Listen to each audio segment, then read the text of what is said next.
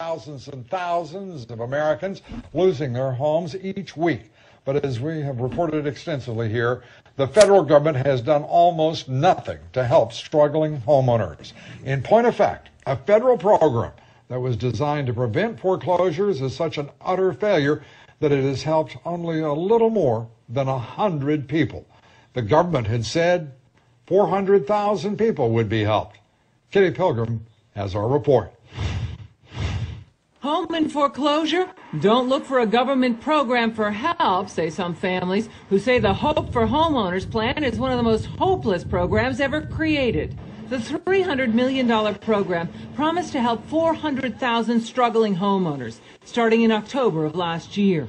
The government's housing office today said that as of last week, only 373 people have applied and less than half, fewer than 150, have received any assistance. And boom, that curtain closed. In Miami today, the representatives of 26 state community housing organizations are fed up with government promises. They are working out local solutions for what the federal government has promised to fix. We're here to try to figure out how do we influence this administration, this Congress, these regulators, the financial services sector to try to come up with meaningful, substantive responses to the foreclosure crisis, because we know the neighborhoods that we work in, our members work in, are simply not going to see any progress. The conference participant from Las Vegas, Nevada, says the city has 28,000 vacant properties right now and is averaging 5,000 foreclosures a month. It is not working.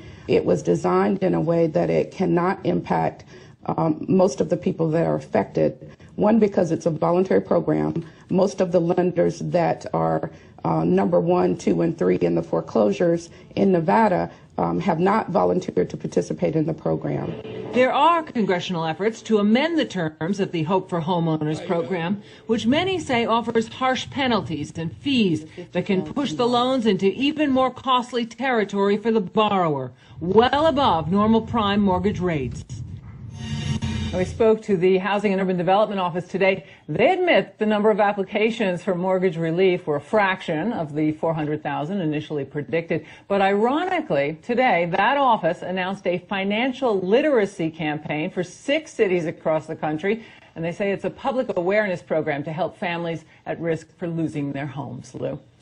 Well, with all the PR, all of the nonsense emanating from them, any explanation for why they've only helped over 100 people in this country, and they said they'd be helping, including the president. 400,000 people would be helped. We spoke to them twice today. They said they just hadn't received the number of applications that they expected.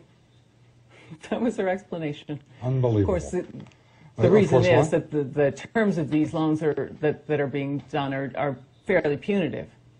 All right. Thank you very much, Kitty.